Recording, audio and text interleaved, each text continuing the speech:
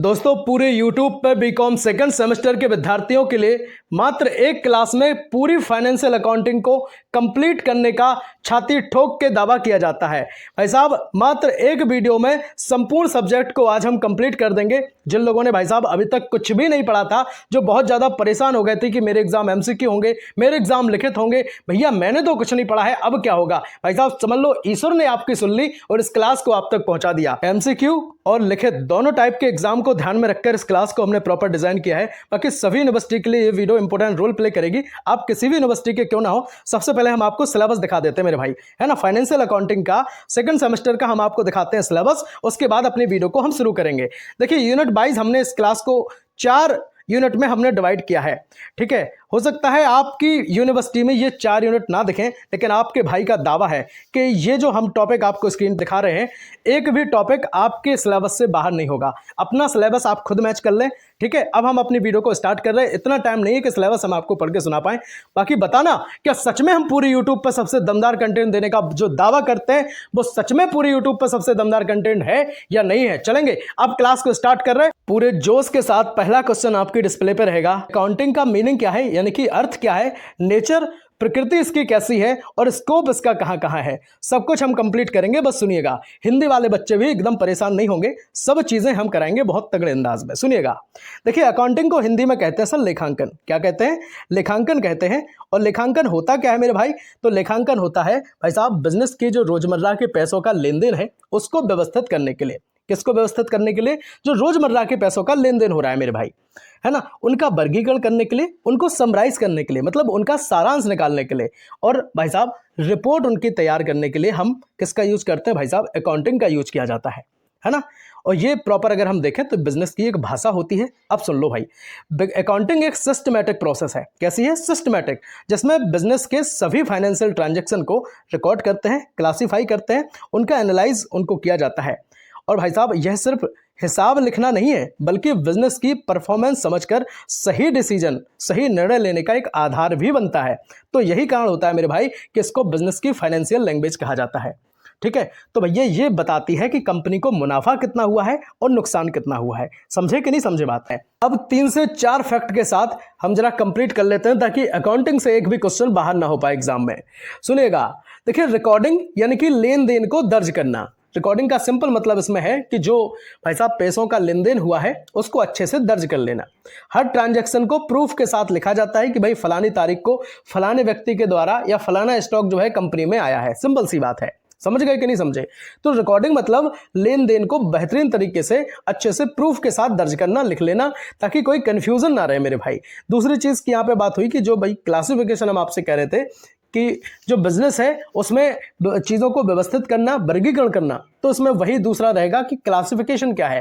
देखिए ट्रांजैक्शन को अलग अलग अकाउंट, जैसे कैश अकाउंट है, सेल्स अकाउंट है, परचेज अकाउंट है, इन सब में बांटा जाता है ना। इन सब में इसलिए बांटा जाता है कि ताकि हमें एक नज़र में पता चल जाए कि कितनी जो है वो हमारी सेल हुई है, कितना परचेज हुआ है, कितना कैश फ्लो हुआ है। सिंपल सी बात है। अब तीसरा फैक्ट हम यहाँ पे समझ रहे हैं कि समराइजिंग क्या है सर? इसको हिंदी में कहेंगे सर सार बनाना। मतलब जो पूरा डेटा है, अंत में पूरे डेटा को शॉर्ट फॉर्म में प्रॉफिट लॉस के रूप में दिखाया जाता है। अब बात करते हैं चौथे फैक्ट की, डिसीजन मेकिंग, यानी कि निर्णय लेने में ही हेल्प करती है। कौन हेल्प करेगी? आपने कहा सर अकाउंटिंग जो है वो डेटा देखकर फ्यूचर प्लानिंग उसकी हेल्प से हम कर सकते हैं। सिंपल सी बात है। तो इसमें कई पॉइंट्स को आपको याद रखना है। पहला तो पॉइंट यही है कि फ्यूचर प्लानिंग में हेल्प करती है, डिसीजन लेने में हेल्प करती है। दूसरा, इसको बिजनेस लैंग्वेज कहा जाता है, मेरा मतलब है फाइनेंशियल लैंग्वेज इसको हम कहते हैं। किसको? भाई साहब अकाउंटिंग को, है ना। इसमें व्यवस्थित करना, वर्गीकरण करना, समराइज करना, रिपोर्ट तय करना जो है वो शामिल होता है। समझ गए कि नहीं समझ गए? बहुत बढ़िया, बहुत बेहतरीन। अब जरा एग्जांपल देखिए। देखिए एक रिटेल शॉप में मालिक ने पूरे महीने के डेटा को एक साथ देखा। उसने देखा कि भाई साहब सेल मेरी 5 लाख की हुई, खर्च 4,20,000 का हुआ और प्रॉफिट इस हिसाब से उसको पता चला कि सर 80,000 रुपए का उसको प्रॉफिट हुआ है। तो ये सब चीजें एक साथ देखना जो पॉसिबल हुआ है वो अकाउंटिंग के जरिए ही पॉसिबल हुआ है मेरे भाई। चलेंगे, देखिए लेकिन डिटेल में देखने पर पता चला कि ऑनलाइन ऑर्डर से मेरे भाई 50,000 रुपए एक्स्ट्रा प्रॉफिट आया। ये किससे आया? आपने कहा सर ऑनलाइन ऑर्डर से आया। तो अगले महीने ओनर जो है ऑनलाइन मार्केटिंग बढ़ा देता है ना। ऑनलाइन मार्केटिंग जो है वो बढ़ा देता है। तो भाई साहब अकाउंटिंग सिर्फ पास्ट नहीं बताता, उसने फ्यूचर भी गाइड कर दिया। इस चीज को याद रखिएगा, है ना। तो अकाउंटिंग की हेल्प हमें कहाँ कहाँ पड़ती है? आपने कहा भैया हमें रोजमर्रा की जिंदगी में जो पैसों का हम लेन देन करते हैं उनको व्यवस्थित करने में, वर्गीकरण करने में, समझने में और साथ ही में हमें डिसीजन लेने में मदद मिलती है। फ्यूचर की प्लानिंग करने में भी इसकी मदद मिलती है। उम्मीद करेंगे कि पहले क्वेश्चन को आपने बहुत बेहतरीन और उम्दा तरीके से तोड़ के रख दिया होगा। बात करेंगे दूसरे क्वेश्चन की अब कि भाई साहब अकाउंटिंग कंसेप्ट क्या है। अकाउंटिंग कंसेप्ट मतलब जो लेखांकन है उसकी अवधारणा की यहाँ पे बात हो रही, समझिएगा। देखिए व्यापार, यह व्यापार का हिसाब किताब लिखने के नियमों की एक सिंपल सी मैं कहूंगा किताब होती है ना, जो हमें यह बताती है कि कब, कैसे और कितना पैसों का लेन देन जो है वो उसमें दर्ज करना है। सिंपल सी बात ये है। अब यहाँ पे 1 से 2 लाइन के साथ हम इस चीज को पूरा अच्छे से कंप्लीट करते हैं। देखिएगा, अकाउंटिंग कंसेप्ट ऐसे बेसिक रूल होते हैं जिन पर पूरा अकाउंटिंग सिस्टम चलता है, ठीक है। तो ध्यान रखना भाई, बेसिक रूल होते हैं। मैंने अभी बताया कि नियमों की किताब होती है। भाई साहब किसके नियमों की? आपने कहा व्यापार के हिसाब किताब लिखने की नियमों की किताब होती है। और हमें बताती क्या है कि भाई साहब कब, कैसे और मेरे हिसाब से कितना, है ना। कितना जो है वो लेन देन का हिसाब है, पैसे के लेन देन का जो हिसाब है वो किस तरह से दर्ज करना है, ये चीज हमें बताती है। तो ये रूल जो है वो इंश्योर करते हैं कि हर बिजनेस अपने अकाउंट्स को स्टैंडर्ड और रिलायबल तरीके से बनाएगा। बहुत बढ़िया, बहुत बेहतरीन। अब जरा यहाँ पे हम 3 से 4 पॉइंट के साथ पूरे हम इस अकाउंटिंग सिस्टम, अकाउंटिंग कंसेप्ट को हम क्लियर करते हैं। इसमें जो पहला पॉइंट है बिजनेस एंटिटीज। अच्छा, बिजनेस एंटिटीज मतलब जो व्यापार है और जो मालिक है, मतलब जो बिजनेस है और जो ओनर है वो दोनों अलग हैं, एक नहीं है ना। व्यापार और मालिक को अलग अलग इसमें माना जाता है। इसी को कहते हैं सर बिजनेस एंटिटी कंसेप्ट। अच्छा, ये होता क्या है इसको देखो। अब आप कैसे कह रहे होंगे कि सर अलग अलग मान लो। सिंपल सी बात है। देखिए कोई दुकानदार है ना, उसकी जो दुकान है वो क्या करेगा, उसको मान लो कहीं बाहर जाना है, अपने घर से वो बाहर जाएगा, तो उसको अपनी जो कार का उसका जो तेल का खर्चा होगा, तो बताओ क्या दुकान की आय से लेगा वो? अगर उसने दुकान की आय से लिया तो दुकान चौपट हो जाएगी, है ना। तो इस हिसाब से वो अपना जो पर्सनल उसका खर्च है वो अपना अलग करे, लेकिन दुकान की आय से मेरे भाई उसको ये नहीं करना चाहिए। तो इसको कहते हैं सर बिजनेस एंटिटी कंसेप्ट। समझ गए? मतलब दुकानदार जो है वो अपनी दुकान की आय से अपने पर्सनल खर्चे के लिए पैसे नहीं लेगा। सिंपल सी बात ये है, समझेंगे। देखिए ओनर और बिजनेस अलग अलग होते हैं, पर्सनल खर्च बिजनेस में नहीं दिखेगा। पहली बात ये क्लियर हुई, तो इस चीज को आपको ध्यान रखना चाहिए। बात करेंगे दूसरे पॉइंट की, गोइंग कंसर्न। अब कहेंगे गोइंग कंसर्न क्या है? देखिए मान लिया जाता है इसमें कि बिजनेस जो है वो फ्यूचर में चलता रहेगा, इसलिए जो प्लानिंग हम इसमें करते हैं वो लॉन्ग टर्म प्लानिंग होती है। बहुत बढ़िया, बहुत बेहतरीन। अब बात करेंगे तीसरे पॉइंट की, कंसिस्टेंसी। भाई साहब हर साल सेम मेथड अपनाना, ये क्या है? आपने कहा कंपैरिजन करना, इससे आसान होता है। चलेंगे चौथा पॉइंट। भाई चौथा पॉइंट है कि प्रूडेंस। ये क्या है? इसमें लॉस पहले दिखाया जाता है, प्रॉफिट बाद में। तो ये जो है वो सबसे सेफ अप्रोच होता है। समझ गए? समझे कि नहीं समझे? बहुत बढ़िया। अगर नहीं समझे तो एग्जांपल से समझ लेते हैं। बड़ा तगड़ा एग्जांपल है, स्ट्रॉन्ग एग्जांपल रहेगा। एक कंपनी को अंदेशा रहता है कि भाई कुछ कस्टमर जो है वो पैसे नहीं देंगे, है ना। उसको लगता है ऐसा कि भाई कुछ जो उसके कस्टमर हैं वो पैसे नहीं देंगे, तो पहले से ही वो बैड डेब्ट दिखा देती है। तो इससे क्या होगा भाई? प्रॉफिट तो कम दिखता है लेकिन सेफ भी रहता है ना। इसका मतलब यह है कि अकाउंटिंग में जो सावधानी है मेरे भाई वही सुरक्षा का काम करेगी। बात कर रहे हैं तीसरे क्वेश्चन की, अकाउंटिंग स्टैंडर्ड आपसे पूछा गया है। भाई साहब चाहे एमसीक्यू एग्जाम हो आपका और चाहे लिखित एग्जाम हो, ठीक है, परेशान मत होना। दोनों टाइप के एग्जाम को ध्यान में रखकर इस क्लास को हमने प्रॉपर डिजाइन किया है। ध्यान रखिएगा भाई साहब, हमें पता है कि आपका एग्जाम किस लेवल तक खेलेगा, तो हम चीजों को बहुत अच्छे से कराने में हमें पता है कि हम सक्षम हैं। तो बस अंत तक वीडियो को देखना आपकी जिम्मेदारी रहेगी, फोकस के साथ। भाई साहब फोकस अगर आप नहीं बनाएंगे तो फिर हम चीजों को नहीं करा पाएंगे, है ना। और जब आप एग्जाम देने जाएंगे ना, एग्जाम में आप बैठेंगे तो आप खुद देखेंगे कि जितने भी क्वेश्चन आपके एग्जाम में पूछे गए हैं सारे आपको आते हैं, सब आपने पढ़े हैं। क्योंकि इस वीडियो से एक भी क्वेश्चन बाहर नहीं होगा। पूरे टॉपिक जितने भी क्वेश्चन हमने आपको एग्जाम में दिखाए थे, जितने भी टॉपिक दिखाए थे, सारे टॉपिक्स को आज की इस क्लास में हम संपूर्ण डिस्कस कर देंगे। अब अगर आपके पास 1 से 1.5 घंटे का भी टाइम नहीं है तो भाई साहब फिर मैं माफी चाहूंगा, फिर मैं आपको नहीं समझा सकता। दोस्तों पूरे YouTube पे एकमात्र ऐसी वीडियो रहेगी जिसमें केवल एक क्लास में संपूर्ण फाइनेंशियल अकाउंटिंग को बहुत कम टाइम में कंप्लीट किया गया है। तो परेशान होने की जरूरत नहीं है, फोकस बनाइएगा। देखिए अकाउंटिंग स्टैंडर्ड्स को आपको बताना है, इंडियन और इंटरनेशनल 2 टाइप के अकाउंटिंग स्टैंडर्ड्स होते हैं। पहली चीज, अच्छा ये होते क्या है इसको पहले क्लियर कर लो। देखिए ये व्यवसाय के हिसाब किताब या फिर जो अकाउंट्स होते हैं उनके लिखने के नियम कायदे हैं। सिंपल सी बात है। अब आप कहेंगे सर ये क्या बता दिया आपने। देखिए जिस तरह से जैसे क्रिकेट खेलने के कुछ नियम कायदे होते हैं, है ना, कुछ नियम कायदे होते कि नहीं होते। तो वैसे ही कंपनी के खाते जो फाइनेंशियल स्टेटमेंट कैसे बनेंगे, इसके ये नियम कायदे होते हैं। सिंपल सी बात है। अब जरा एक्सप्लेनेशन के साथ 2 से 3 लाइन में हम इस चीज को पूरा कंप्लीट करेंगे। सुनिएगा, अकाउंटिंग स्टैंडर्ड ऐसे गाइडलाइन होते हैं जिनसे फाइनेंशियल स्टेटमेंट एक यूनिफॉर्म फॉर्मेट में बनते हैं, है ना। इससे ट्रांसपेरेंसी बनती है और कंपैरेटिबिलिटी जो है वो दोनों बढ़ती हैं। बहुत बढ़िया, बहुत बेहतरीन। भारत में अगर देखा जाए तो मुख्य रूप से मैं कहूँगा कि 2 तरीके के जो स्टैंडर्ड है वो चलते हैं, पुराने इंडियन एएस और नए इंडियन एएस, है ना। और जो अब अंतरराष्ट्रीय मानकों जिनको हम कहेंगे सर IFRS, है ना, इससे वो जुड़े हुए हैं। अब आप कहेंगे सर IFRS क्या होता है? भाई IFRS का फुल फॉर्म होता है इंटरनेशनल, है ना, फाइनेंशियल रिपोर्टिंग और स्टैंडर्ड्स, यानी कि इंटरनेशनल फाइनेंशियल रिपोर्टिंग स्टैंडर्ड जो है IFRS का फुल फॉर्म होता है। अब जरा यहाँ फैक्ट के रूप में कुछ पॉइंट हम क्लियर करते हैं। देखिए, इंडियन एएस मतलब इंडियन अकाउंट स्टैंडर्ड जो होते हैं भारत में लागू स्टैंडर्ड्स हैं और कंपनी जो है इनको फॉलो करती हैं। दूसरा होता है IFRS। अब आप कहेंगे ये क्या है? ये इंटरनेशनल रूल होते हैं जिनको ग्लोबल कंपैरिजन के लिए इनको फॉलो किया जाता है। अब तीसरे बात करेंगे कि ट्रांसपेरेंसी और कंपैरेटिबिलिटी जो हम आपसे कह रहे थे, तो ट्रांसपेरेंसी क्या है? अकाउंट साफ और क्लियर रहते हैं, है ना। कंपैरेटिबिलिटी 2 कंपनीज का जो कंपैरिजन है वो करना यहां से पॉसिबल होता है। अब एक बढ़िया तगड़े एग्जांपल के साथ हम इस चीज को पूरा कंप्लीट करते हैं। देखिए, एक इन्वेस्टर 2 कंपनी में इन्वेस्ट करना चाहता है, तो दोनों का प्रॉफिट भैया 10 लाख है, लेकिन स्टैंडर्ड के कारण उसको पता चल जाएगा कि एक हिडन इसमें लॉस भी है, तब जाकर के वही सही डिसीजन ले पाता है ना। तो स्टैंडर्ड का मतलब सीधा आपको समझ में आया होगा कि भाई सच्चाई सामने लाना जो है स्टैंडर्ड का काम होता है। बहुत बढ़िया, बहुत बेहतरीन। भाई साहब, वीडियो लाइक करने के लिए हमने नहीं कहा है अभी तक, तो ईमानदारी के साथ वीडियो को आप लाइक कर सकते हैं अगर अच्छा लग रहा हो, हेल्पफुल कंटेंट अगर आपको लग रहा हो। और इससे पहले की क्लास में हम संपूर्ण मैराथन के रूप में बिजनेस मैनेजमेंट को हम कंप्लीट करा चुके हैं। अगर नहीं देखी है क्लास तो लिंक डिस्क्रिप्शन बॉक्स में है, जरूर देख लीजिएगा। बाकी आप प्लेलिस्ट आप चेक कर लें, है ना। और एक और बात बताएं भाई, टाइम अगर आपके पास कम है तब आप इस क्लास से काम चलाइए। अगर आपके पास 2 से 3 घंटे का भी टाइम है तो मैं तो यही कहूंगा कि प्लेलिस्ट एक बार विजिट करो। बाकी हमने चारों यूनिट को अलग अलग हमने कंप्लीट किया था। बहुत ज़्यादा लंबी अपनी क्लास नहीं थी, 20 से 25 मिनट में हम एक क्लास में एक यूनिट चूंकि कंप्लीट करते हैं, तो 20 से 25 मिनट में एक यूनिट हमने पूरी कंप्लीट की थी। तो इस हिसाब से अगर आप देखने को बैठ जाएंगे तो मुझे लगता है कि 1-1.5 घंटे में वो आपकी चारों यूनिट पूरी कवर हो जाएंगी, प्लस आपकी 1 घंटे में ये कवर हो जाएगा। बात कर रहे हैं चौथे क्वेश्चन की, डबल एंट्री सिस्टम के बारे में आपको हमें समझाना है। देखिए, बहुत लोग ये कहते हैं कि सर डबल एंट्री सिस्टम को समझना और समझाना दोनों कठिन काम है, लेकिन हम आपको 1 से 2 पॉइंट के साथ डबल एंट्री सिस्टम पूरे आपके माइंड में ठूस ठूस करके भर देंगे, है ना। देखिए, सबसे पहले हम इसको एग्जांपल के साथ समझते हैं, है ना। सीधा एक्सप्लेन करके समझाएंगे तो हो सकता है कि आपके माइंड में, है ना, ये चीज फिट ना होगी।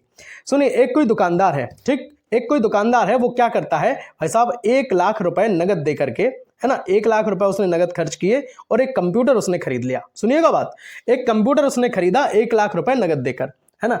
अब भैया कंप्यूटर तो उसने खरीद लिया, लेकिन इसमें ध्यान रखने वाली बात यह है कि अगर कुछ आता है दुकान में, क्या आया? आपने कहा एक कंप्यूटर आया। कुछ अगर दुकान में आता है तो उस चीज को हम लिखते हैं सर डेबिट। ध्यान रखना इस बात को। अगर कुछ आता है, संपत्ति बढ़ती है, तब हम उसको क्या लिखेंगे? आपने कहा सर डेबिट लिखते हैं। कंप्यूटर आया है, संपत्ति बढ़ी है तो डेबिट हो गया। क्योंकि व्यवसाय से नगद गया है, इस चीज को ध्यान रखना। अगर नगद खाता क्रेडिट होगा, इसलिए नगद खाता क्या है? आपने कहा सर क्रेडिट होगा। संपत्ति में अगर कमी आती है तो आता है सर क्रेडिट। ध्यान रखना। अब आप कह रहे होंगे सर बैंक के तो अलग रूल्स होते हैं, पैसे आए तो क्रेडिट कट जाए तो डेबिट। भैया इसमें क्या है? आपने माल खरीदा है, माल खरीदा, आपका व्यय बढ़ा है। माल खरीदने पर अगर आपका व्यय बढ़ा तो वो होगा मेरे भाई डेबिट। क्या होगा? डेबिट होगा, है ना। और अगर जो आपके 1 लाख रुपए जो है वो नगद गए, नगद घटा है, इसलिए होगा क्रेडिट। मैं एक बार फिर से आपको बता देना चाहता हूं, लोग कहते हैं कि ये बहुत ज्यादा हार्ड होता है, पर हम समझते हैं कि बहुत इजी है। सुनिएगा, कुछ अगर आता है ना दुकान में, है ना, कुछ आता है, संपत्ति बढ़ती है। संपत्ति मतलब जो एसेट होते हैं, बहुत अच्छे तरीके से समझा रहे हैं हम आपको। जो संपत्ति होती, अब भाई देखिए, बहुत सारे लोग ऐसे होंगे जिनके एग्जाम एमसीक्यू फॉर्मेट में होंगे। अब वो हमसे ये कहेंगे कि सर हमें तो आप 1000 एमसीक्यू करा दो, 500 एमसीक्यू करा दो। भाई साहब, अगर हम आपको कॉन्सेप्ट क्लियर नहीं करा पाएंगे ना, एक एक बात आपके माइंड में फिट नहीं कर पाएंगे, तो आपका बर्बाद है 1000 एमसीक्यू अपने एग्जाम में रख पाना। आप 1000 एमसीक्यू वाली क्लास तो देख लेंगे, लेकिन आपके माइंड में कुछ बचेगा ही नहीं। क्यों नहीं बचेगा? क्योंकि जड़ें उसकी मजबूत नहीं रहेगी। और ये क्लास क्या करेगी? आपकी जड़ों को मजबूत करने का काम कर देगी। सुनिएगा, देखिए भाई, डबल एंट्री सिस्टम में हमने इतनी सी बात समझी है कि भाई अगर कुछ दुकान में आता है, संपत्ति मेरे भाई बढ़ती है, तो उसको सिंपल सा हम डेबिट लिखते हैं। क्या लिखते हैं? डेबिट, यानी कि डीआर हम लिखते हैं। पहली चीज, कंप्यूटर आया था, है ना, आया था कि नहीं आया था? संपत्ति बढ़ी थी इसलिए डीआर लिखा हमने, समझ गए? अच्छा, व्यवसाय से जो नगद हमारा गया था, ध्यान रखना, नगद का जो खाता है वो क्या होगा? आपने कहा भैया क्रेडिट होगा। क्यों होगा? क्योंकि संपत्ति में कमी आई है, इस चीज को ध्यान रखना। अब यहां पे एक्सप्लेनेशन के साथ समझते हैं तो थोड़ी चीजें और क्लियर होंगी। डबल एंट्री सिस्टम अकाउंटिंग का बैकबोन होता है ना? किसका?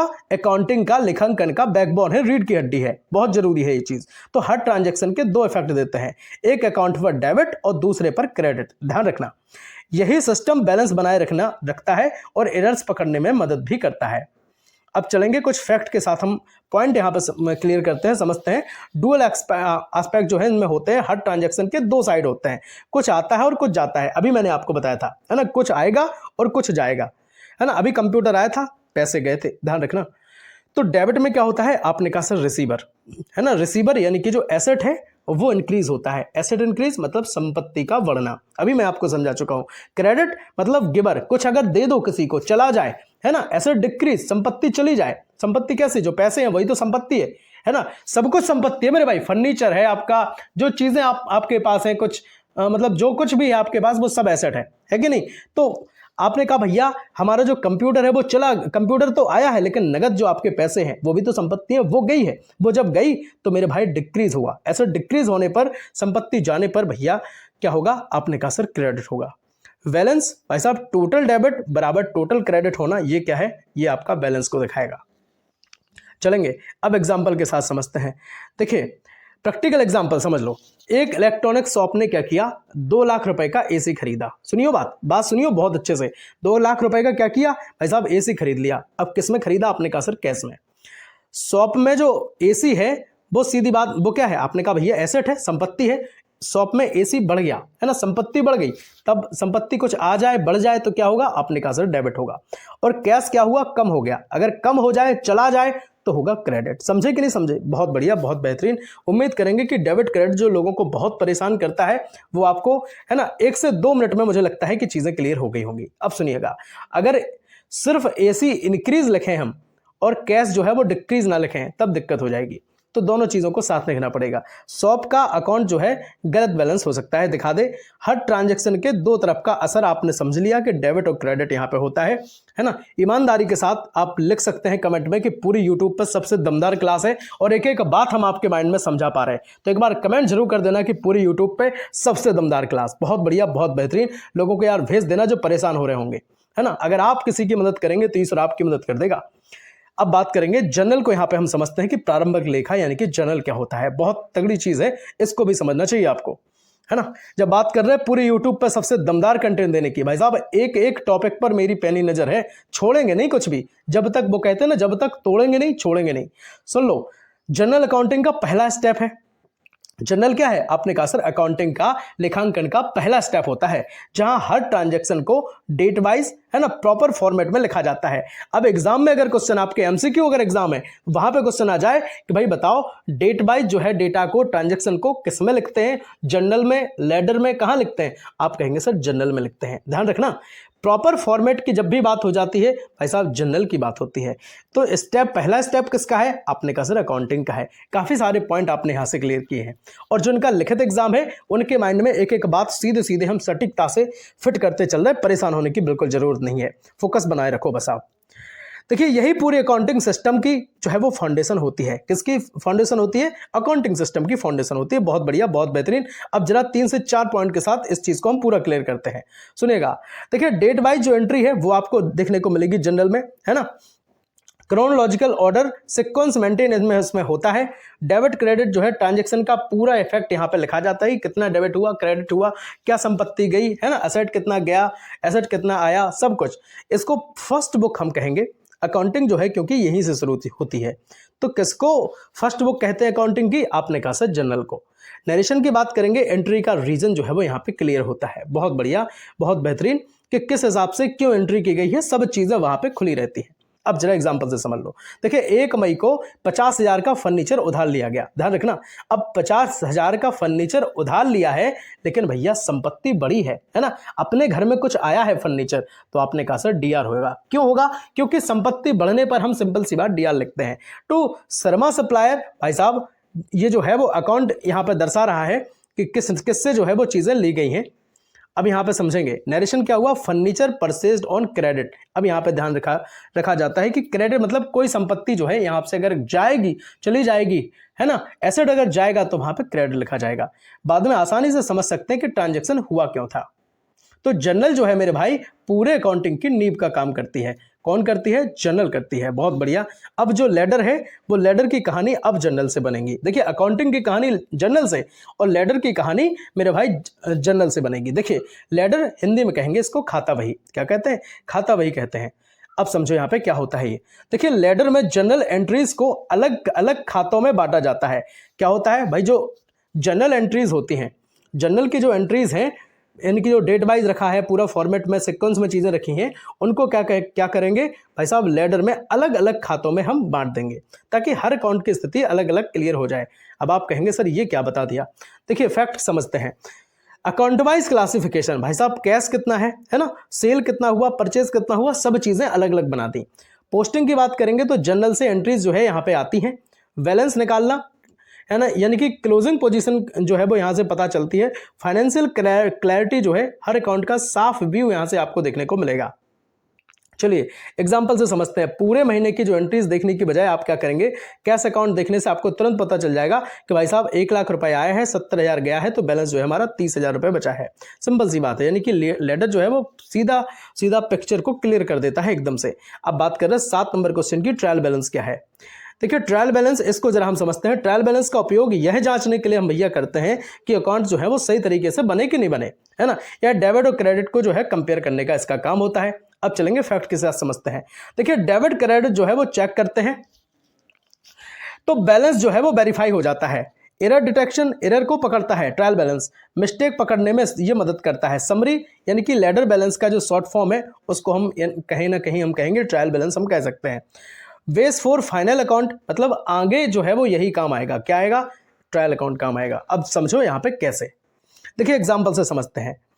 ट्रायल बैलेंस में क्या होता है, डेबिट जो है 4 लाख रुपए, क्रेडिट जो है 3,80,000, तो इस जो 20,000 रुपए है उसकी गलती हुई है, तो ओनर तुरंत एंट्री जो है वो चेक कर लेता है।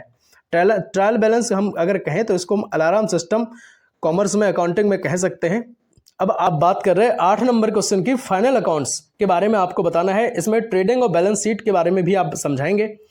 देखिए भाई साहब, एक्सप्लेनेशन के साथ पहले 1 से 2 लाइन में हम समझ लेते हैं कि भाई जो फाइनल अकाउंट होते हैं वो बिजनेस की पूरी फाइनेंशियल परफॉर्मेंस है ना, कितनी उसकी कार्य क्षमता है और उसकी क्या स्थिति उस टाइम बन रही है, वो हमें दिखाने का काम करते हैं। सीधा सीधा अगर हम कहें कि बिजनेस का फाइनल रिजल्ट जो है वो ट्रायल बैलेंस होते हैं। चलेंगे अब पॉइंट के साथ, फैक्ट के साथ हम चीजें समझते हैं कि जो ट्रेडिंग अकाउंट है भाई, ग्रॉस प्रॉफिट यहां से निकलता है। खरीद और बिक्री दोनों को हम क्या करते हैं यहाँ पे भाई साहब, कंपेयर यहाँ पे करके हम देखते हैं। ठीक है। प्रॉफिट लॉस अकाउंट भाई साहब, नेट प्रॉफिट से सारे खर्चे हम अगर घटा दें तो हमें प्रॉफिट और लॉस सीधा पता चल जाएगा कि कितना है कि नहीं। चलेगा कि नहीं चलेगा बताओ। नेट प्रॉफिट भाई साहब हमारा 4 लाख का है, ठीक है, खर्चे हमारे 2 लाख के हुए, तो आपको पता चल जाएगा कि भाई कितना हमें एक्चुअल प्रॉफिट हुआ है। भाई बैलेंस शीट की यहाँ पे बात कर रहे हैं तो एसेट जो होते हैं और जो भैया लायबिलिटीज हैं उन सबको अच्छे से बताता है कि क्या क्या संपत्ति है और क्या क्या भैया देनदारियां हैं। चलेंगे 4 नंबर की बात होगी यहाँ पे फैक्ट की कि ओवरऑल एनालिसिस हम इसमें देख सकते हैं कि पूरे बिजनेस की जो स्थिति है ना, वो हमें यहाँ पे क्लियर हो जाएगी। अब यहाँ पे एग्जांपल के साथ समझ लेते हैं। देखिए एक ग्रोसरी स्टोर का जो साल का डेटा है वो सेल हुई उसकी 10 लाख, कॉस्ट है उसकी 7 लाख, ग्रॉस अगर प्रॉफिट हम देखें तो 3 लाख रुपए उसका बनता है। खर्चे अगर हम घटा लें कि 1 लाख रुपए का इसमें खर्च भी हुआ है तो नेट प्रॉफिट हम निकालें तो 2 लाख रुपए का जो है इसका नेट प्रॉफिट बना है। तो बैलेंस शीट में एसेट जो है स्टॉक प्लस कैश दोनों को इंक्लूड करके हम यहाँ पे एसेट निकालते हैं, संपत्ति निकालते हैं। लायबिलिटीज मतलब जो लोन वगैरह होती हैं, देनदारियां जो होती हैं लोगों को, है ना, भुगतान जो हमें करना पड़ता है, वो चीज़ों की यहाँ पे बात हो रही। तो फाइनल अकाउंट अगर हम देखें तो बिजनेस का जो रिपोर्ट कार्ड है वो उसको हम कहेंगे। चलेंगे 9 नंबर का क्वेश्चन है कि रॉयल्टी क्या है, रॉयल्टी के बारे में आपको बताना है। देखिए रॉयल्टी एक, मैं कहूँगा एक पेमेंट है है ना। जो किसी संपत्ति को क्या कहते हैं, आपने कहा सर एसेट, तो एसेट के उपयोग के बदले जो दी जाए उसको कहते हैं सर रॉयल्टी। कैसे भैया, आप किराएदार हैं, किसी के मकान में आप रहते हैं, आप जो मकान उसका यूज करते हैं तो उसके बदले में आप मकान मालिक को क्या देंगे, आपने कहा सर किराया देंगे। तो जो आपने किराया दिया उसी को तो रॉयल्टी कहते हैं, है ना। आपने जो चीजें उसकी यूज की उसके बदले में आपने उसको भुगतान किया उसको कहेंगे सर रॉयल्टी। उम्मीद करेंगे कि ये बात आपने अच्छे तरीके से अपने माइंड में पकड़ बना के समझी होगी। अब समझिएगा, देखिए रॉयल्टी वह पेमेंट है जो किसी एसेट, जैसे भैया खदान है, पेटेंट है, कॉपीराइट है, उसके उपयोग के बदले दी जाए। तो यह फिक्स पेमेंट नहीं होती, बल्कि प्रोडक्शन या सेल्स के अनुसार जाहिर सी बात है कि बदल जाएगी, है ना। हो सकता है कि मार्केटिंग प्राइस उस चीज की ज्यादा हो जाए। तो जो लैंडलॉर्ड है भाई साहब, जो मालिक है एसेट का, जो है वो ओनर होता है, वही क्या करेगा, आपने कहा सर रॉयल्टी आप प्राप्त करेगा। ठीक है। तो लीज या फिर हम बात कहेंगे, जैसे आज के टाइम पे आपने देखा होगा कि जो जमीन होती है वो 1 बीघा जो है वो लीज पे लोग देते हैं, 10,000 रुपए बीघा, 7,000 8,000 रुपए बीघा। तो लीज पर लेने का मतलब होता है कि 1 साल के लिए उसने अगर किसी जमीन को 10,000 रुपए दे करके अगर लीज पर लिया है तो पूरी साल वही खेती करेगा 1 साल के लिए। ठीक है। तो लीज मतलब जो है उपयोग करता है, इसको हम सिंपल से कहेंगे कि एसेट का उपयोग करता है लीजी, है ना। तो जो रॉयल्टी देता है, क्यों देता है, क्योंकि उसका उपयोग करता है, उपयोग करने के बदले जो चीज दी जाती है उसको रॉयल्टी कहते हैं। तो रॉयल्टी जो रेट होता है भाई साहब, प्रति यूनिट, प्रति टन या फिर प्रति प्राइस जो है वो पहले से ही तय किया जाता है। आउटपुट बेस्ड अगर देखें तो जितना उत्पादन हुआ, जितनी बिक्री हुई, उस हिसाब से हो सकता है कि रॉयल्टी जो है वो बढ़ा दी जाए। अब एग्जाम्पल के साथ हम जरा समझते हैं कि भैया एक सीमेंट कंपनी ने जो लाइमस्टोन है यानी कि जो चूना पत्थर है उसकी खदान लीज पर ली। अब ठीक है, एक सीमेंट कंपनी ने चूना पत्थर की जो खदान है उसने लीज पर ले ली, 80 पर टन जो है वो तय हुआ है। अब 5,000 टन उसने अपना जो है प्रॉफिट वहां पे बनाया, तो 4 लाख रुपए उसको जो है वो देने पड़े। अब 12,000 टन अगर हुआ तो फिर 9,60,000 रुपए उसको देने पड़ेंगे। तो ये क्या देना पड़ा, आपने कहा भैया जो रॉयल्टी हमारी तय हुई थी, मतलब जितना उपयोग हुआ, जितना उसने उपयोग किया उतना उसको भुगतान करना पड़ेगा। सिंपल सी बात है। अब बात कर रहे हैं 10 नंबर क्वेश्चन की कि न्यूनतम किराया क्या है, डेड रेंट क्या होता है, मिनिमम रेंट क्या होता है, इसको जरा समझते हैं।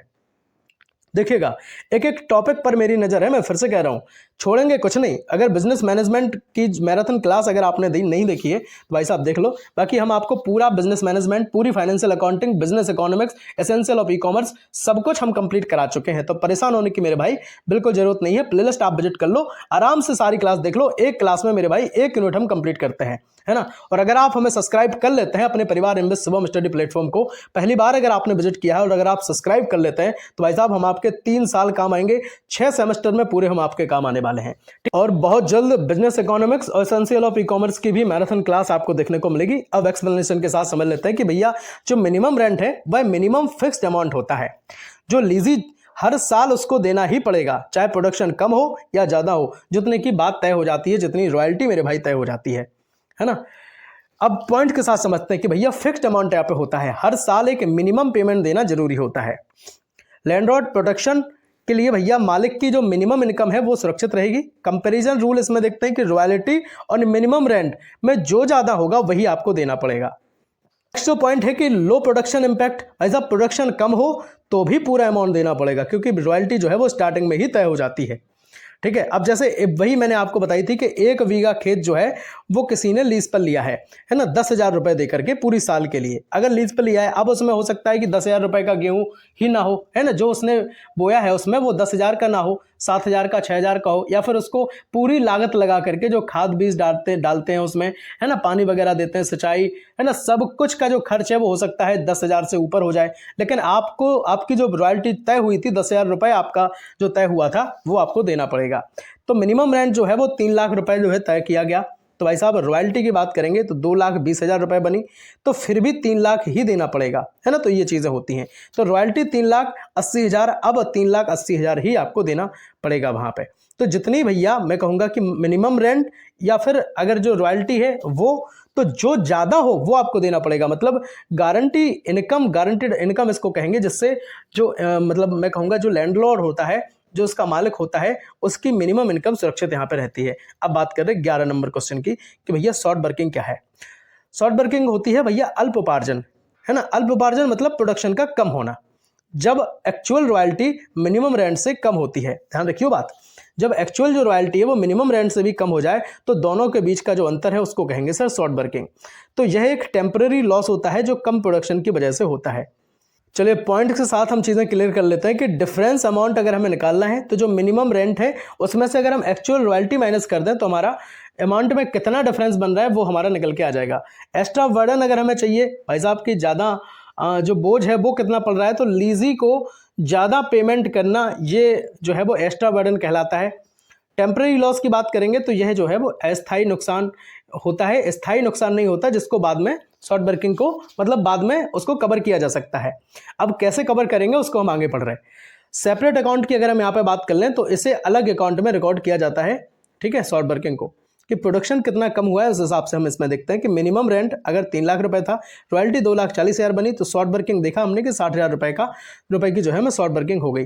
तो कम उत्पादन मतलब अतिरिक्त भुगतान का जो बोझ हमारे ऊपर बनता है। 12 नंबर का क्वेश्चन है कि रिकपमेंट। अब भैया जो शॉर्ट वर्किंग हुई है उसकी वसूली को कहते हैं सर रिकपमेंट, सिंपल सी बात है, रिकपमेंट ऑफ शॉर्ट वर्किंग। तो क्या है इसको समझिएगा। देखिए रिकपमेंट का मतलब होता है कि पहले साल में जो शॉर्ट वर्किंग यानी कि एक्स्ट्रा पेमेंट हुआ था उसे फ्यूचर में रिकवर कर लेना। अगले साल प्रोडक्शन ज़्यादा हो जाए तो एक्स्ट्रा जो रॉयल्टी से पिछला जो लॉस जो है वो एडजस्ट उसको आराम से किया जा सकता है जो एग्रीमेंट है उसके अकॉर्डिंग। अब जरा पॉइंट के साथ समझ लेते हैं। देखिए फ्यूचर रिकवरी पहले साल का जो लॉस बाद में भाई साहब रिकवर किया जा सकता है। टाइम लिमिट इसमें होती है केवल तय सीमा तक, जैसे 2-3 साल की जो बात यहाँ पे है वही यहाँ पे अलाउड होता है। एक्स्ट्रा रॉयल्टी से एडजस्ट इसको करते हैं जब रॉयल्टी मिनिमम रेंट से ज़्यादा हो जाए, जब रॉयल्टी जो है मिनिमम रेंट से ज़्यादा हो जाए तब यहाँ पे एडजस्ट उसको किया जाता है। एग्रीमेंट वेस्ट ये चीज़ें होती हैं तभी पॉसिबल है जब कॉन्ट्रैक्ट में ये चीज़ें लिखी हों। अगर भैया लिखी नहीं होगी तो फिर वही देना पड़ेगा जो ज़्यादा हो, ठीक है। अब यहाँ पे समझ रहे हैं जैसे 1 साल की बात यहाँ पे हो रही कि मिनिमम रेंट 3 लाख रुपए है, रॉयल्टी की बात करेंगे 2.5 लाख रुपए है, तो भाई साहब शॉर्ट वर्किंग कितनी हुई, आपने कहा भैया 1 साल में 50,000 रुपए की शॉर्ट वर्किंग हो गई। दोनों को हमने माइनस करके पता किया। अच्छा दूसरी साल हम यहाँ पे देख रहे हैं, दूसरी साल क्या हुआ, दूसरी साल भाई साहब 3,60,000 रुपए जो है वो रॉयल्टी तय थी। मिनिमम रेंट इस साल जो है वो 3 लाख रुपए का हुआ था, 3 लाख रुपए मिनिमम रेंट था, लेकिन भाई साहब एक्स्ट्रा की हम बात करेंगे 60,000 रुपए एक्स्ट्रा हो गए, तो इस हिसाब से 60,000 रुपए कवर किए गए। किए गए कि नहीं किए गए, मतलब पहले नुकसान हो गया, बाद की कमाई से उसकी भरपाई कर ली गई अच्छे तरीके से। अब बात कर रहे हैं 13 नंबर क्वेश्चन की। भाई साहब इससे पहले हमें आपको एक और बात बताना चाहेंगे, हमारे बहुत सारे भाई बहन ऐसे होंगे जो टाइम की कमी की वजह से नोट्स बना नहीं पा रहे, है ना, नोट्स मेंटेन नहीं कर पा रहे। अगर आपको नोट्स चाहिए पढ़ने के लिए जो सटीकता का काम करें, भाई साहब बहुत सारे जो मॉडल सीरीज़ हैं मैं विश्वास दिलाता हूँ उन सबसे 1000 गुना तगड़े अपने नोट्स हैं। जिन लोगों ने हमसे नोट्स लिए हैं उनके बहुत तगड़े फीडबैक आए और भाई साहब एक दिन तो इतने सारे नोट्स के ऑर्डर आ गए कि हम उन्हें सेंड ही नहीं कर पा रहे थे, ठीक है। तो एक और बात बताना चाहेंगे भैया, आपको अगर नोट्स चाहिए तो आप 923632 इस नंबर पर आप हमें व्हाट्सएप कर सकते हैं। आप हमें लिख सकते हैं कि आपको नोट्स चाहिए। एक सब्जेक्ट के कंप्लीट नोट्स भैया मात्र 100 रुपये में हम आपको देते हैं, प्लस उसमें मैराथन क्लास के नोट्स भी इंक्लूड करके देते हैं, ठीक है। और अगर आपके पास टाइम है और आप सब चीज़ें कर सकते हैं तो फिर आप अपने नोट्स खुद भी बना सकते हैं। आप वीडियो आराम से प्ले कीजिए, कॉपी पेन लेकर के बैठ जाएं और लिखते हुए चले जाएं। जो मैं बोल रहा हूँ और जो मैं समझा रहा हूँ उन सब पॉइंट्स को आराम से आप क्लियर कर सकते हैं। लेकिन टाइम अगर कम है तो भाई साहब ले सकते हैं हमसे। एक और बात बताएं, जो बिजनेस मैनेजमेंट की क्लास दी थी हमने आपको, है ना, और आपको ये फाइनेंशियल अकाउंटिंग की मैराथन दे दी। अगर आप मैराथन क्लास के नोट्स अगर आप चाहते हैं तो भाई साहब इसके भी बहुत ज़्यादा हम पैसे नहीं रखते हैं। एक मैराथन क्लास के नोट्स जो है वो मात्र 30 रुपये में हम आपको दे रहे हैं। भाई साहब 30 रुपये बहुत ज़्यादा बड़ी रकम नहीं है। आप कोई भी मॉडल सीरीज खरीदने जाते हैं उससे भाई साहब कम अमाउंट है और उससे तगड़ा जो कंटेंट है आपको मिल जाएगा। और एक और बात बताएं, अगर आप 2 मैराथन क्लास साथ में लेते हैं, जैसे बिजनेस मैनेजमेंट हुआ प्लस फाइनेंशियल अकाउंटिंग हुआ, तो दोनों के नोट्स मात्र 50 रुपये में आपको दे देंगे, ठीक है। तो आप हमें व्हाट्सएप कर सकते हैं 923632 इस नंबर पर आप हमें नोट्स के लिए कह सकते हैं। चलेंगे अब क्वेश्चन स्टार्ट कर रहे हैं। 13 नंबर क्वेश्चन रहेगा कि भाई साहब सब लीज क्या है इसको बताओ हमें। सुनेगा, जब लीजी जो है जिसने मतलब लीज पर कोई चीज ली है खुद एसेट यूज करने के बजाय किसी तीसरे व्यक्ति को यूज करने को दे देता है तो उसको कहते हैं कि जो वस्तु है वो सब लीज पर ली गई है ना, उसको सब लीजी व्यक्ति कहते हैं। जैसे मेरे भाई third party involvement third party का इन्वॉल्वमेंट होना, तीसरा व्यक्ति अगर शामिल हो जाए तो उसको कहते हैं कि जो चीज़ है या कोई भी वस्तु है वो कैसी ली गई, आपने कहा सर सब लीज पे ली गई है। कैसे? जैसे भैया कोई दुकान है, सुनना यहाँ पे बात, कोई दुकान है, किसी व्यक्ति ने उसको किराए पर लिया था, लेकिन अब वो व्यक्ति क्या कर रहा है, उसने ये जो किराए पर ली थी वो ली थी 2000 रुपये में, ठीक है, और तीसरे व्यक्ति को उसने ये दुकान दे दी 2500 रुपये में, ठीक है, कितने में दे दी, 2500 रुपये में दे दी, तो सीधा सीधा उसने 500 का प्रॉफिट कमा लिया। और ये जो दुकान है इसने तो लीज पे ली थी 2000 में, लेकिन अब इसको दिया है तो ये जो लेगा तो उसको सब लीज कहेंगे, तो ये क्या क्या बनेगा, आपने कहा ये मीडिएटर का काम कर देगा। तो इनकम सोर्स की बात करेंगे, लीज को एक्स्ट्रा पेमेंट मिलती है और मल्टीपल एग्रीमेंट यहाँ पे होते हैं, लैंडलॉर्ड का होगा लीजी से, और लीजी जो करेगा वो थर्ड पार्टी से करेगा, रिस्क शेयरिंग रहता है ना, पर पूरा रिस्क एक पर इसमें फिर भी नहीं रहता है। चलेंगे अब एग्जांपल से समझ लो तो चीज़ें और क्लियर होंगी। एक कंपनी ने माइन जो है वो लीज पर ली, तो खुद पूरा यूज़ नहीं कर पा रही, तो उसने क्या किया कि कुछ हिस्सा उसने दूसरी कंपनी को दे दिया, कहा कि भैया तुम इसको ले सकते हो, जो एग्रीमेंट वगैरह है उसको हम साइन कर लेते हैं। अब उसे खुद का भी प्रॉफिट होगा और दूसरी कंपनी से भी जो इनकम होगी एक्स्ट्रा वो उसका भी प्रॉफिट होगा। मतलब एक एसेट से मल्टीपल अर्निंग की जो बात होती है वो कहीं ना कहीं सब लीज से यहाँ पे देखने को मिलता है। अब बात करेंगे 14 नंबर क्वेश्चन की, नजराना क्या है मेरे भाई? प्रीमियम शुल्क इसको कहते हैं, लमसम पेमेंट के नाम से इसको जाना जाता है, मतलब एक बार में ही जो दिया गया भुगतान है उसको कहते हैं, सुन लो नजराना, इसको कहते हैं सर लमसम पेमेंट। अच्छा, लमसम पेमेंट क्या है? मतलब एक बार में दिया गया जो पेमेंट होता है, जो लीज शुरू करते समय इसको देता है, जो लीज शुरू करते समय दिया जाता है। सुनिए, यह रॉयल्टी से बिल्कुल अलग होता है, क्योंकि यह प्रोडक्शन पर डिपेंड नहीं करता, और रॉयल्टी जो है वो प्रोडक्शन पर डिपेंड करती है, उसके हिसाब से कम ज़्यादा हो सकती है रॉयल्टी, लेकिन ये नहीं होता है। वन टाइम पेमेंट की यहाँ पे बात होती है, एक बार में ही दिया जाता है। लीज जो है वो शुरुआत में एग्रीमेंट के स्टार्टिंग पर ये चीज़ें होती हैं, इसमें अमाउंट फिक्स्ड होता है, लेकिन रॉयल्टी में अमाउंट फिक्स नहीं होता, ध्यान रखना। प्रोडक्शन से इसका कोई रिलेशन नहीं, कोई लेना देना नहीं होता है, रॉयल्टी से अलग होता है, रॉयल्टी अलग से भी देनी पड़ती है, ठीक है, बहुत बढ़िया। अब जरा एग्जांपल से समझ लो तो चीज़ें और क्लियर होंगी। एक कंपनी ने माइन जो है वो लीज लेने से पहले 10 लाख रुपए एक बार में दिए, सुनना बात, 10 लाख रुपए एक बार में दिए, तो ये क्या है? आपने कहा सर ये नजराना है, और इसके बाद हर साल रॉयल्टी भी देनी पड़ेगी, समझ गए? तो एक बार में जो दिया जाए चीज़ तो उसको कहेंगे सर नजराना या फिर लमसम पेमेंट कहेंगे, एंट्री फी प्लस अलग से रॉयल्टी, ठीक, बहुत बढ़िया। अब बात कर रहे हैं 15 नंबर क्वेश्चन की, हायर परचेज सिस्टम क्या होता है? भाई साहब, हायर परचेज सिस्टम का मतलब है किस्तों पर जो हम चीज़ें खरीदते हैं उसको कहते हैं हायर परचेज सिस्टम, जो चीज़ें इंस्टॉलमेंट में खरीदी जाती हैं। सुनिएगा कैसे, देखिए हायर परचेज सिस्टम में बायर क्या होता है भैया? बायर मतलब जो खरीदने वाला गुड्स को, यानी कि जो सामान है उसको किस्तों में खरीदता है, इंस्टॉलमेंट में खरीदता है, लेकिन ओनरशिप तब मिलती है जब पूरी पेमेंट हो जाए। अब आप कहेंगे कैसे? पहले पॉइंट से समझते हैं, उसके बाद एग्जांपल से आपके माइंड में चीजें फिट करेंगे। सुनिएगा, देखिए इंस्टॉलमेंट सिस्टम, पूरा पेमेंट जो है वो किस्तों में होता है, ओनरशिप डिले रहती है इसमें, पूरा पैसा देने के बाद ही आप मालिक बन जाएंगे, है ना, पूरा पैसा देने के बाद। अब आप कहेंगे सर कैसे? अच्छा चलो हम आपको बता ही देते हैं। जैसे आपने एक मोटरसाइकिल है ना किसी एजेंसी से खरीदी, ठीक है, आपने मान लो बजाज एजेंसी से एक मोटरसाइकिल खरीदी। अब आपने मोटरसाइकिल खरीद ली, लेकिन अगर आपने फाइनेंस पे उसको लिया है तो ध्यान रखना, जब तक उसका पूरा पेमेंट नहीं हो जाएगा तब तक आप मालिक नहीं बन पाएंगे। अदरवाइज आपने पेमेंट नहीं किया तो वो जो एजेंसी वाले आएंगे, फाइनेंस वाले, वो आपकी मोटरसाइकिल उठा के ले जाएंगे, है ना। तो आप मालिक कब बनेंगे? जब आपका पूरा पेमेंट हो जाए, पूरा पैसा देने के बाद ही आप मालिक बन पाएंगे। इसमें इंटरेस्ट जो है वो इंक्लूड रहता है, टोटल अमाउंट में इंटरेस्ट जो है वो शामिल रहता है।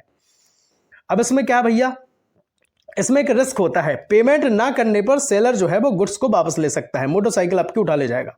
जैसे एक व्यक्ति ने 8 लाख रुपए की कार जो है हायर परचेज पर ली है, उसने खरीदी है, तो डाउन पेमेंट उसने 2 लाख रुपए दिया था, बाकी ईएमआई से उसने फिल किया। अगर बीच में पेमेंट अगर वो बंद कर देता है तो कंपनी कार वापस ले सकती है। यूज पहले, मालिक आप बाद में बनेंगे, ध्यान रखना इस बात को। अब बात कर रहे हैं 16 नंबर क्वेश्चन, आपके डिस्प्ले पर रहेगा। बुक्स ऑफ हायर परचेजर, यानी कि जो वेंडर होते हैं, क्रेता विक्रेताओं की पुस्तकों में जो लेखा जोखा होता है उसको हम जरा समझ रहे हैं। तो हायर परचेज सिस्टम में बायर यानी कि हायर परचेजर और जो सेलर होता है, सेलर मतलब जो बेचता है, उसको कहते हैं सर वेंडर, दोनों अपनी बुक्स में अलग अलग तरीके से ट्रांजैक्शन जो है वो रिकॉर्ड करते हैं। बायर एसेट और लायबिलिटीज दिखाता है, मतलब जो उसकी संपत्ति है और जो उसकी देनदारियां हैं वो दिखाता है, जबकि सेलर क्या करेगा? सेलर जो उसने बेचा है और जो उसकी इंटरेस्ट इनकम है वो उसमें दिखाता है। अब यहाँ पे पॉइंट्स के साथ समझ लेते हैं। देखिए फैक्ट इसमें रहेगा कि परचेजर एंट्री, एसेट मतलब जो संपत्ति है और जो लायबिलिटी है वो दोनों दिखती है। और वेंडर क्या होगा, वेंडर एंट्री क्या करेगा, वेंडर मतलब जो बेचने वाला है, परचेजर जो खरीदने वाला है, वेंडर एंट्री क्या करेगा, सेल करेगा, प्लस जो उसका इंटरेस्ट है, इंटरेस्ट से जो उसकी आय बनी है उसको रिकॉर्ड करेगा। इंस्टॉलमेंट ट्रैक करेगा, हर किस्त का अलग इफेक्ट जो है वो होता है। ध्यान रखिएगा, इंटरेस्ट सेपरेशन भैया प्रिंसिपल मतलब जो उसका मूलधन था उस मोटरसाइकिल का और जो उसका ब्याज है वो अलग अलग आपको दिखाया जाएगा। जैसे मेरे भाई एक व्यक्ति ने टीवी जो है हायर परचेज पर लेता है 60,000 रुपए का। ध्यान रखना, परचेजर टीवी एसेट दिखाता है ना, प्लस पेमेंट क्या करेगा, पेमेंट लॉयल्टी दिखाएगा, लायबिलिटी दिखाएगा। वेंडर क्या करेगा, सेल प्लस इंटरेस्ट इनकम दिखाएगा। एक डील दोनों की बुक्स में अलग अलग असर करती है। ये चीज इस क्वेश्चन में पूछी गई थी, है ना। अब देखो इसको हम सिंपल सा अगर समझ लें 16 नंबर क्वेश्चन को, कि भाई साहब जिसने उधार लिया है, ठीक है सुनना बात, जिसने कोई चीज उधार ली है तो वो ये देखेगा कि हमारे पास क्या आया है और कितना हमें रुपए देना है, पहली चीज। अच्छा, जिसने उधार दिया है, मैं कहूंगा उसने हो सकता है कि आपको 2% ब्याज पे दिया हो, 10% पर आपने पैसे ही क्यों ना लिए हो, तो वो ये देखेगा कि भैया मैंने कितना इसको दिया है और प्लस हमें टैक्स के रूप में या फिर कितना जो हमने जिस पर जो इंटरेस्ट इसको लगाया था उसमें कितनी आय हमारी बनेगी, तो वो अपना लिखेगा, है ना। चलेंगे, केवल किताब की वहां पे बात हो रही थी जिसमें परचेजर और वेंडर की बात थी, यानी कि क्रेता विक्रेता की बात थी। अब सुन लो 17 नंबर का क्वेश्चन, इंटरेस्ट और कैश प्राइस कैलकुलेशन, मतलब ब्याज व नकद मूल्य की जो वसूली की गणना है वो कैसे होती है इसमें। तो हर परचेज में टोटल पेमेंट में इंटरेस्ट जो है वो शामिल होता है, इसलिए कैश प्राइस यानी कि असल कीमत निकालना इसमें जरूरी रहता है। देखिए फाइनेंशियल अकाउंटिंग के लिए मेरे भाई मैंने आपको न्यूमेरिकल की क्लास एक अलग से बना के दी थी, है ना। तो चाहे एमसीक्यू एग्जाम हो चाहे लिखित एग्जाम हो, न्यूमेरिकल जरूर मिलेंगे और बहुत सिंपल से न्यूमेरिकल होते हैं, है ना। आप आसानी के साथ चीजें कर सकते हैं। तो एक क्लास में हमने संपूर्ण जितने भी फॉर्मूला बन रहे थे तो सारे फॉर्मूला को डिस्कस किया। उसके बाद हमने सारे लगभग मोस्ट हमने न्यूमेरिकल उसमें लगवा दिए थे। बहुत सारे भाई बहन कह रहे थे सर क्या इतनी इजी आएंगे, भाई साहब इजी नहीं है ना, इजी तरीके से समझाए गए इसलिए आपको इजी लग रहा है। तो आप वो क्लास जरूर देख लेना, प्लेलिस्ट आप विजिट कर लें, उसमें सब चीजें मिल जाएंगी, लिंक डिस्क्रिप्शन बॉक्स में हम आपके साथ शेयर कर देंगे, ठीक है। अब सुन लो भाई मेरे, अब सुन लो, टोटल प्राइस जो है, टोटल प्राइस ज्यादा होता है कैश प्राइस से, ठीक है। टोटल प्राइस कैश प्राइस से अगर ज्यादा होता है तो देखा जाता है कि ईएमआई में इंटरेस्ट जुड़ा होता है ना, ईएमआई में इंटरेस्ट जुड़ा होता है। अब देखिए अब जुड़ा ही होगा, सिंपल सी बात है। जैसे नगद गाड़ी अगर हम कोई खरीदने जाते हैं तो वो आ रही मान लो 75,000 की, है ना, कोई बाइक 75,000 की आ रही, अगर वो आप फाइनेंस उसका कराते हैं तो हो सकता है 1,10,000 की आपको मिले, ठीक है, 1,10,000 की मिले। तो इस हिसाब से आपको दिख रहा होगा कि इसमें इंटरेस्ट मोस्टली जोड़ा गया है, तभी तो 75,000 से 1,10,000 की हुई है। तो इसमें इंटरेस्ट हिडन होता है, अलग से नहीं दिखता, टोटल में शामिल होता है। कैलकुलेशन मेथड अलग अलग तरीके से इंटरेस्ट निकाला जाता है। एक्यूरेट प्रॉफिट की बात करेंगे तो सही कैलकुलेशन से सही प्रॉफिट का पता चलेगा। यहाँ पे लैपटॉप अगर आपने कोई ईएमआई पर लिया है, ध्यान रखना, लैपटॉप अगर लिया है टोटल पेमेंट उसकी 72,000 रुपए दिखा रही और कैश प्राइस अगर देखें तो 60,000 रुपए में आपको नगद मिल सकता था। तो मेरे भाई 12,000 रुपए उसने इसमें ब्याज के जोड़ दिए हैं, सिंपल सी बात ये है। ईएमआई में एक्स्ट्रा जो पैसा है वो इंटरेस्ट कहलाता है ना। कमेंट में अगर ओम नमः शिवाय नहीं लिखा है तो भाई साहब बेईमानी है, लिख दो। 18 नंबर का क्वेश्चन आपके डिस्प्ले पर रहेगा। बहुत कम टाइम में हम ज़्यादा चीज़ों को देने में भाई साहब हम विश्वास रखते हैं इसमें कि कम टाइम में ज़्यादा चीज़ें मिल जाएं, क्योंकि हर बच्चे के पास टाइम की कमी रहती है, वो क्या क्या पढ़े यार, है ना। हम सब समझते हैं भाई, आप सबके लिए इसीलिए हम चीज़ों को डिज़ाइन करते हैं, बहुत तगड़े अंदाज में चीज़ें बनाते हैं। हमें पता है कि आपका एग्जाम जो है वो कहाँ तक खेलेगा, किस लेवल तक खेलेगा। भाई क्लास ऐसे नहीं बनाई जाती, सारी चीज़ों के PYQ सभी यूनिवर्सिटी के हैं, अपग्रेडेड क्वेश्चन सबको एनालाइज करने के बाद ही चीज़ें मेरे भाई बनाई जाती हैं। अब सुनिएगा, देखिए डिफॉल्ट और जो रेपोजिशन सिस्टम है, यानी कि अदायगी में चूक माल वापसी वाला जो सिस्टम है उसको हम समझ रहे हैं एक्सप्लेनेशन के साथ। सुनिएगा, अगर बायर समय पर इंस्टॉलमेंट नहीं देता है तो सेलर क्या करेगा, भैया जो उसका सामान है गुड्स है उसको वापस ले लेगा, इसको रेपोजिशन कहते हैं। अब समझिएगा कैसे, देखिएगा पॉइंट्स के साथ क्लियर करेंगे कि डिफॉल्ट में भैया समय पर पेमेंट ना होना, है ना, और रिपोजिशन में क्या है भाई, सेलर जो है वो गुड्स वापस ले लेता है, फुल या पार्शियल, मेरे भाई पूरा या कुछ हिस्सा वापस लिया जा सकता है। लॉस कैलकुलेशन कैसे होगा भैया, बायर यानी कि जो खरीदने वाला है और सेलर दोनों का लॉस इसमें हो सकता है, ठीक है। अब एग्जांपल के साथ समझ लेते हैं।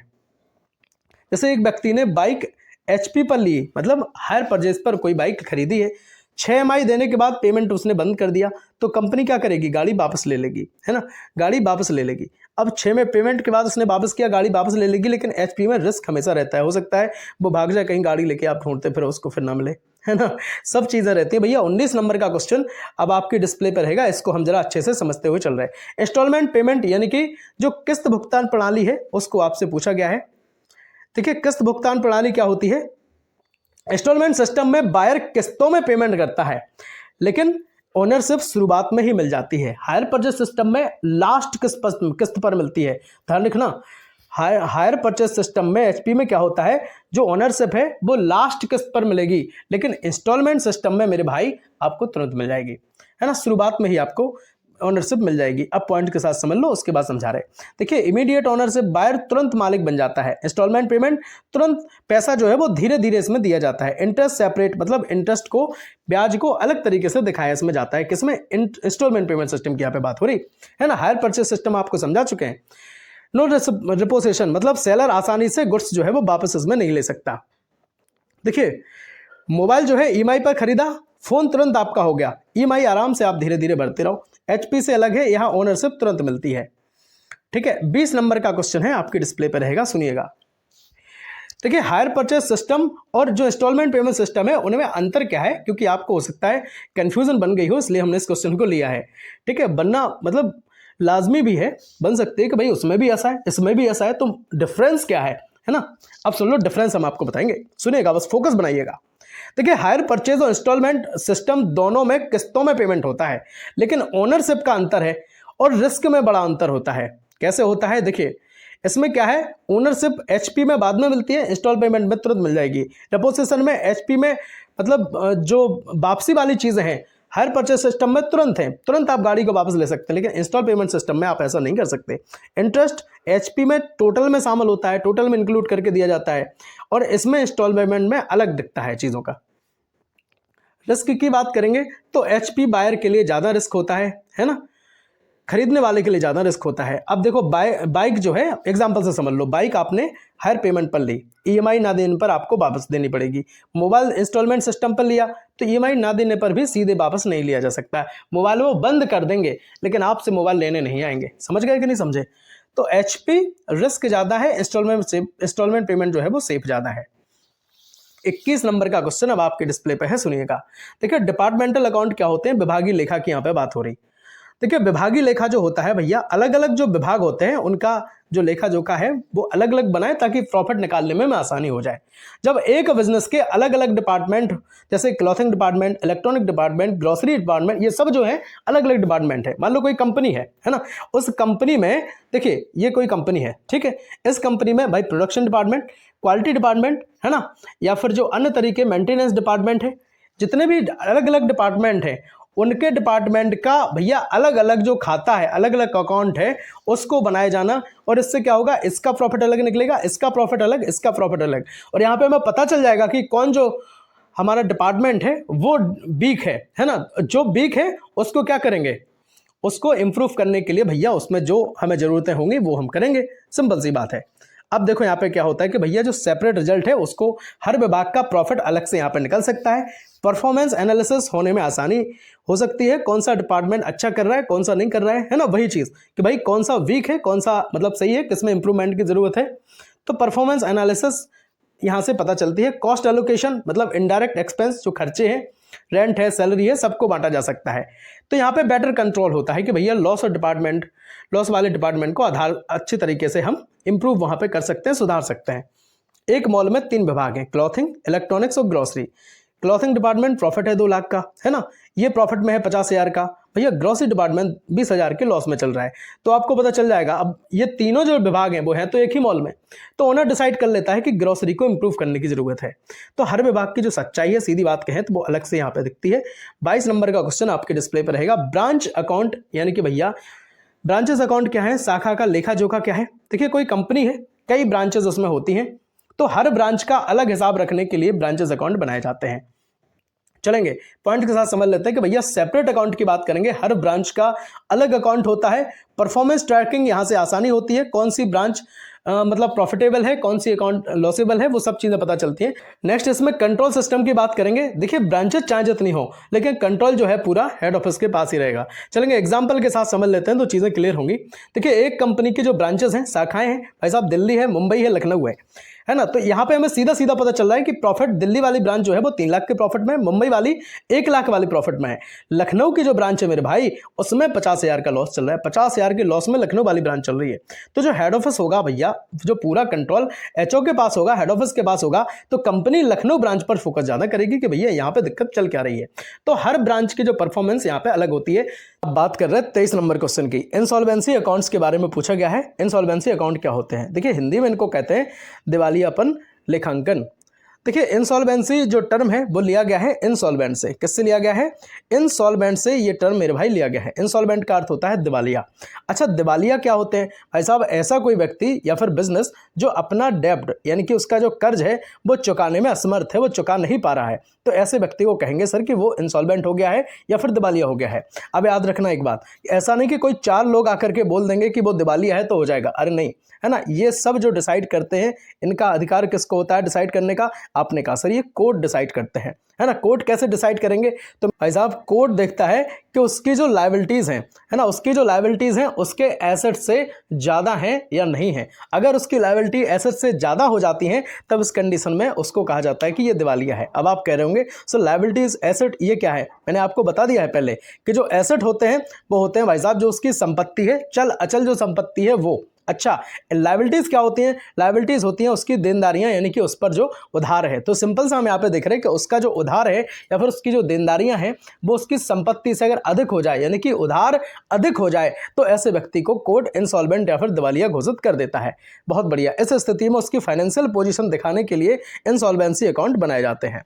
समझ गए कि नहीं समझे? बताओ। बहुत अच्छे तरीके से हमने इस चीज को आपके लिए डिफाइन किया है। देखिएगा इनेबिलिटी टू पे डेब्ट, इसका मतलब होता है कर्ज चुकाने में असमर्थ व्यक्ति। स्टेटमेंट ऑफ अफेयर्स की यहाँ पे बात करेंगे तो भाई साहब एसेट और लायबिलिटीज की स्थिति यहाँ पे पता की जाती है और यहाँ पे देखा जाता है कि जो लायबिलिटीज हैं वो अधिक हो गई, है ना। लायबिलिटीज अधिक हो गई, एसेट कम है, तो इस हिसाब से उस व्यक्ति को कोर्ट क्या करता है? दिवालिया घोषित कर देता है। चलेंगे डिफिशिएंसी अकाउंट की बात करेंगे तो इसमें देखा जाता है कि भैया नुकसान दिखाता है कि कितना नुकसान हुआ है। लीगल प्रोसेस देखें तो कोर्ट के माध्यम से ये चीज़ डिक्लेयर होती है, 4 लोगों के कहने से ये चीज़ नहीं हो सकती। समझे कि नहीं समझे बात? देखिए एग्जाम्पल के साथ समझ लेते हैं कि भाई एक व्यापारी के एसेट की बात अगर करें, उसकी संपत्ति 5 लाख है, लायबिलिटीज उसकी 8 लाख हो गई, यानी कि उसकी संपत्ति तो 5 लाख है लेकिन उस पर जो कर्ज हो गया मेरे भाई वो हो गया है 8 लाख का, तो इस हिसाब से 3 लाख की कमी है। तो डिफिशिएंसी क्या दिखाता है? डिफिशिएंसी अकाउंट कि कितनी की कमी रह गई? तो भाई साहब 3 लाख की कमी रह गई। तो इस हिसाब से 3 लाख की जो कमी रह गई है मतलब कर्ज ज्यादा हो गया है, संपत्ति कम है, इस हिसाब से उसके अकाउंट को इंसॉल्वेंसी अकाउंट में डाल दिया जाएगा। समझ गए कि नहीं समझे? है ना। और उस व्यक्ति को इंसॉल्वेंट घोषित कर देंगे।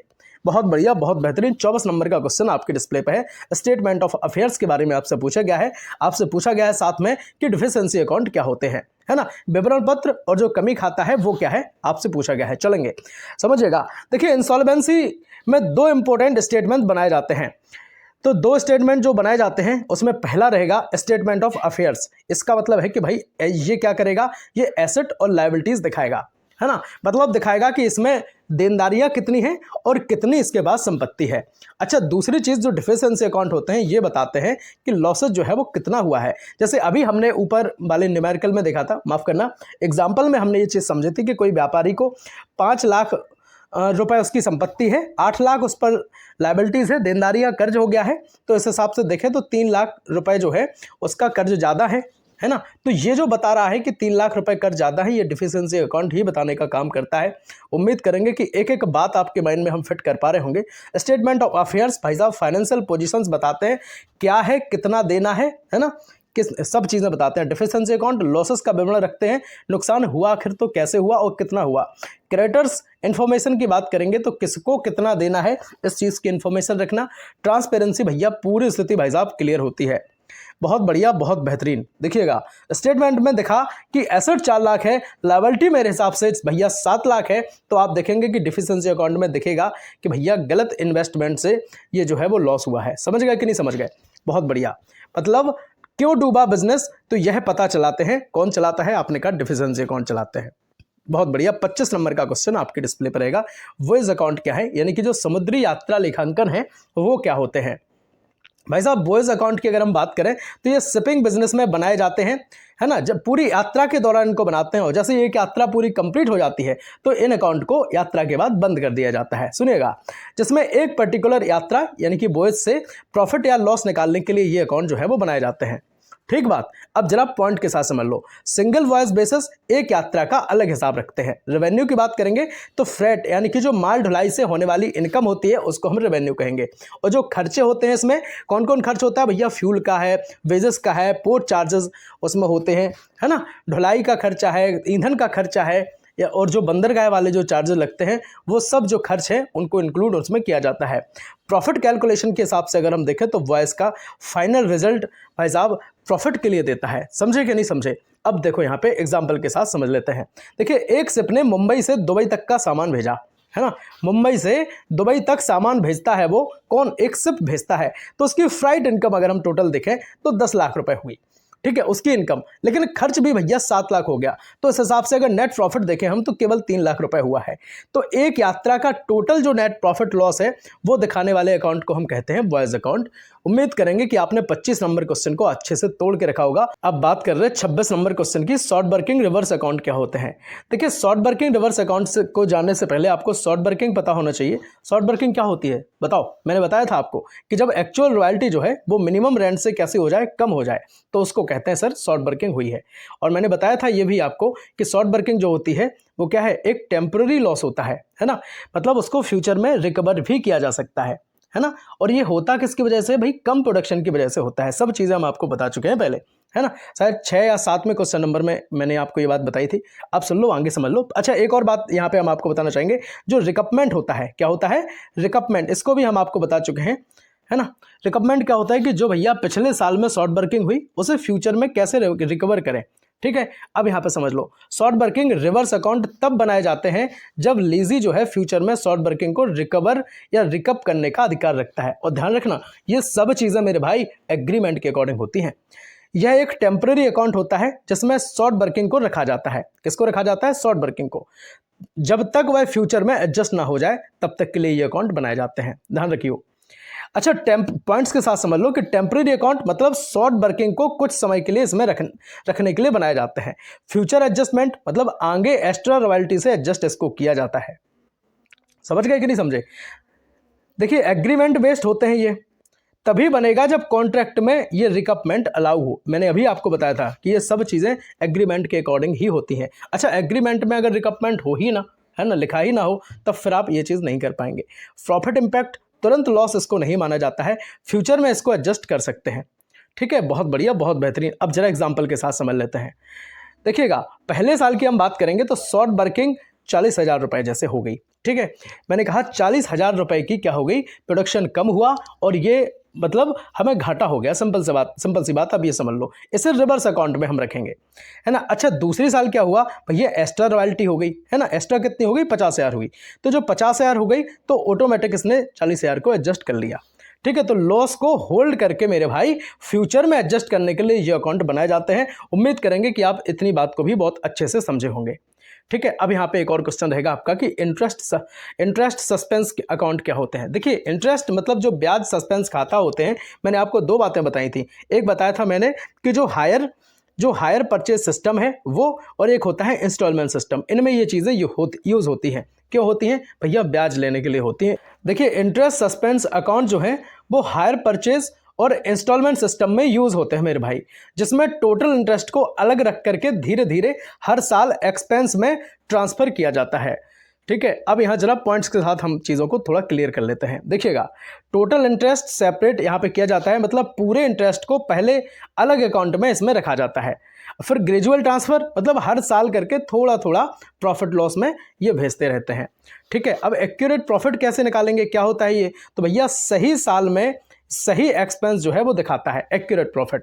बात कर रहे हैं 28 नंबर के क्वेश्चन की, एलोकेशन ऑफ इनडायरेक्ट एक्सपेंसेस का क्या मतलब होता है। भाई साहब जो अप्रत्यक्ष खर्चे होते हैं, जो सीधा प्रत्यक्ष रूप में नहीं हमें समझ में आते है ना, तो उनका डिस्ट्रीब्यूशन जो है वो किस तरह से किया जाता है। भाई साहब उनका जो डिस्ट्रीब्यूशन है वो डिपार्टमेंट में, प्रत्येक डिपार्टमेंट में किया जाता है ना। देखिए डिपार्टमेंटल अकाउंट में इनडायरेक्ट एक्सपेंसेस जो होते हैं, जैसे भैया रेंट है, इलेक्ट्रिसिटी है, सैलरी है, को अलग अलग डिपार्टमेंट में बांटा जाता है ताकि हर डिपार्टमेंट का प्रॉफिट जो है वो सही से निकले और किसी एक डिपार्टमेंट पर बोझ भी ना पड़े, है ना। कुछ पॉइंट्स के साथ हम चीज़ें समझते हैं। जैसे भाई एक टर्म आता है कॉमन एक्सपेंस, है ना, कॉमन एक्सपेंसेस। अब कॉमन एक्सपेंसेस मतलब जो मोस्टली खर्चे होते हैं, जो लगभग जो सभी डिपार्टमेंट पर लागू होते हैं। एलोकेशन बेसिस की हम बात करें तो भाई साहब एरिया के आधार पर, है ना, सेल्स के आधार पर कि कितने ज़्यादा किसमें बिक्री होती है ना, और कितनी ज़्यादा सेल्स होती है, नंबर ऑफ एम्प्लॉयज़ के आधार पर ये चीज़ें बांटी जाती हैं। अगर बात कर लेते हैं भाई एक्यूरेट प्रॉफिट की, तो एक्यूरेट प्रॉफिट मेरे भाई हर डिपार्टमेंट का सही यहाँ से रिजल्ट मिलता है, सही तरीके से पता चल जाता है कि कौन सा जो डिपार्टमेंट है वो कितना प्रॉफिट या लॉस में जा रहा है। फेयर डिस्ट्रीब्यूशन इसको हम कहेंगे मेरे भाई, खर्च बराबर और सही तरीके से डिवाइड होता है। दोस्तों अगर फोकस के साथ आपने पूरी वीडियो को कंप्लीट कर लिया है तो उम्मीद करेंगे कि एक एक बात आपके माइंड में फिट हुई होगी और फाइनेंशियल अकाउंटिंग से आप टेंशन फ्री हो जाएंगे। देखिए इसी तरीके से बिजनेस मैनेजमेंट की भाई साहब एक हमने क्लास बनाई थी, महामैराथन ये क्लास थी, और पूरा रिवीजन हमने इस वीडियो में आपको करा दिया था। कहीं और से कुछ पढ़ने की बिल्कुल भी जरूरत नहीं थी, है ना। रामबाण क्लास ये भी आपकी थी, और बहुत जल्द एसेंशियल ऑफ ई कॉमर्स और बिजनेस इकोनॉमिक्स की भी महामैराथन हम आपको लेकर के आएंगे। इसलिए सब्सक्राइब करके जरूर जुड़ जाना मेरे भाई, ताकि अगली वीडियो जब हम आप तक पहुंचाएं तो आप तक पहुंच जाए मेरे भाई। चलेंगे, बहुत बढ़िया। अब देखो बिजनेस मैनेजमेंट को आपको जरूर देखना है, बहुत तगड़ी क्लास है। एमसीक्यू और लिखित दोनों फॉर्मेट के साथ इस वीडियो को हमने डिज़ाइन किया था। बाकी अगर आप पूरा पढ़ना चाहते हैं, है ना, चारों यूनिट को आप कंप्लीट करना चाहते हैं सेपरेट तरीके से 1 बाय 1, तो भाई साहब बहुत ज़्यादा लंबी क्लास अपनी नहीं होती है, एक वीडियो में एक यूनिट को हम कंप्लीट करते हैं, है ना। तो 4 क्लास में 4 यूनिट को हमने बहुत तगड़े अंदाज में कंप्लीट किया है। अगर आप चारों क्लास देख करके प्लस मैराथन क्लास को देख करके अगर एग्जाम देने जाते हैं तो भाई साहब कोई आपका बाल बाका नहीं कर पाएगा, विश्वास रखना अपने इस भाई पर, ठीक है। तो लिखित और एमसीक्यू दोनों टाइप के फॉर्मेट में हमने अलग अलग क्लासेस बनाई थी।